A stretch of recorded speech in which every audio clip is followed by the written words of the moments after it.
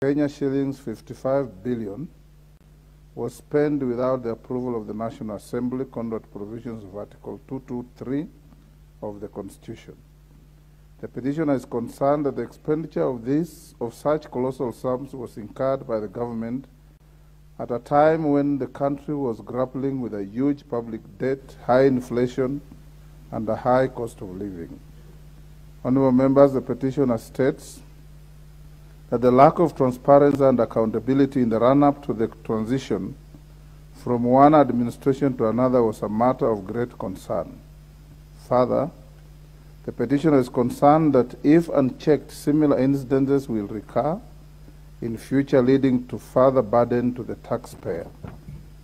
Honourable members, efforts by the petitioner to have the matter addressed by the Minister of National Treasury and Planning have not been fruitful. The petitioner therefore humbly prays that the National Assembly orders that the Auditor General conducts a forensic audit on all public expenditure by the national government between July and September 2022, amends the relevant laws to bar outgoing administrations from spending any such public funds irregularly, and make any other recommendations that it deems fit.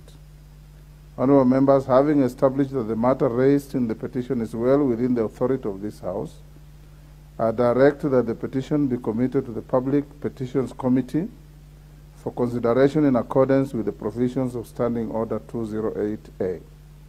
The committee is required to consider the matter and report its findings to the House and to the petition in accordance with the Standing Order 2272. I thank you. Honourable members, take your seats before I go to the next petition. The nearest seat available.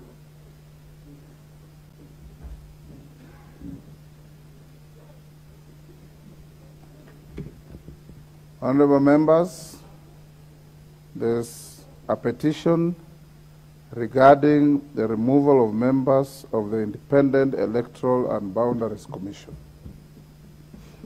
Honourable members, Standing Order 2252 of the National Assembly Standing Orders requires the Speaker to report to the House any petition other than those presented by a member.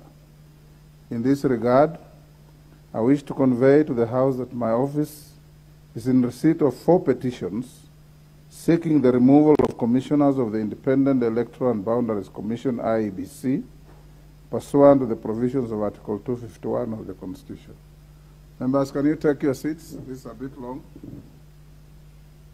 The nearest available seats.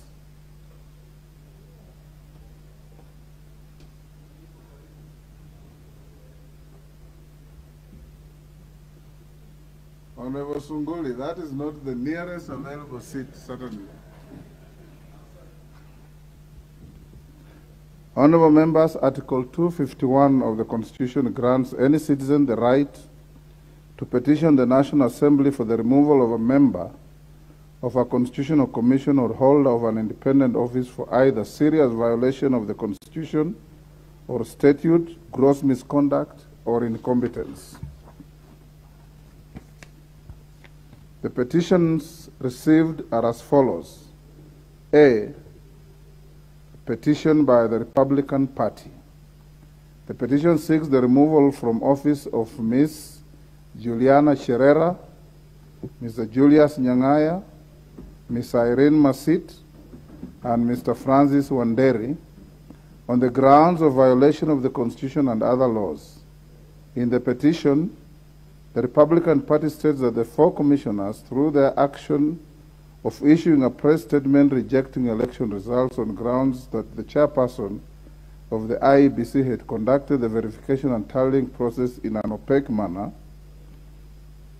A, failed to promote public confidence in the integrity of the office they hold and brought dishonor to the nation and lack of dignity for the office contrary to Article 73(1)(a) of the Constitution. B, failed to adhere to the guiding principles of leadership and integrity under Article 73(2) of the Constitution. C, failed to act in a manner that avoids demeaning the office that they hold, contrary to Article 75 of the Constitution. D, fail to adhere to the values and principles of public service contrary to Article 232 of the Constitution, and E, fail to adhere to take into account the provisions of Section 9 of the Leadership and Integrity Act, number 19 of 2012, and should therefore take personal responsibility for the reasonably foreseeable consequences of any actions or omissions arising from the discharge of the duties of the office.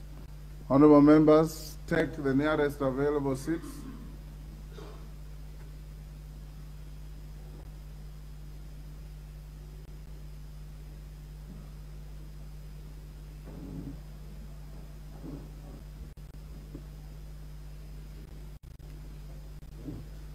Honorable members, the Republican Party ultimately prays for the consideration of the petition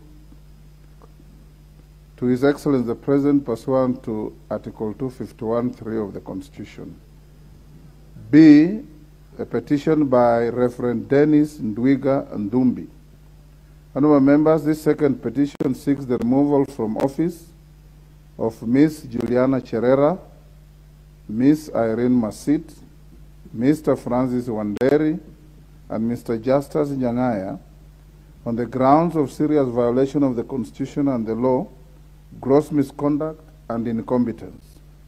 In the petition, the petitioner, one Reverend Dumbi, states that the commissioners committed serious violations of the Constitution by A, demonstrating partiality and biased conduct in agreeing to the proposal to alter the results of the presidential elections in favor of one candidate, or in the alternative to force a runoff contrary to Article 10(7)(3)(2)(b), C, 75, 138, 232, and 249 of the Constitution, Sections 9, 26, and 30 of the IEBC Act, Sections 7, 8, 9, 10, 11, 16, 24 of the Leadership and Integrity Act, and Sections 8, 9, 10, 12, 16, and 17 of the Public Officer Ethics Act. B, agreeing to the incentives and giving in to the proposal by the National Security Advisory Council, NSAC, to alter the result of the presidential elections contrary to Articles 10, 732(b)(c), 75, 138, 232, 249 of the Constitution, Sections 9, 26, and 30 of the IEBC Act, Sections 7, 8, 9, 10, 11, 16, 24 of the Leadership and Integrity Act, and Sections 8, 9, 10, 12, 16, and 17 of the Public Officer Ethics Act. C, disowning the results of the 2022 presidential elections in which the commissioners had participated in the verification and tallying, contrary to Articles 10, 73(2)(b), C, 75, 232, 249 of the Constitution, Section 9, 26, and 30 of the IEBC Act, Sections 7, 8, 9, 10, 11, 16, and 24 of the Leadership and Integrity Act, and Sections 8, 9, 10, 12, 16, and 17 of the Public Officer Ethics Act. D, accepting the proposal to alter the results of the elections to subvert the will of the people of Kenya contrary to Articles 10, 73(2)(b)(c), 75, 232, 249 of the Constitution, Sections 9, 26, and 30 of the IEBC Act, Sections 7, 8, 9, 10, 11, 16, and 24 of the Leadership and Integrity Act, and Sections 8, 9, 10, 12, 16, and 17 of the Public Officer Ethics Act. E, issuing press statements with close semblance with the press statements by Azimio la Umoja One Kenya presidential candidate, contrary to Articles 10, 732(b)(c), 75, 232, and 249 of the Constitution, Sections 9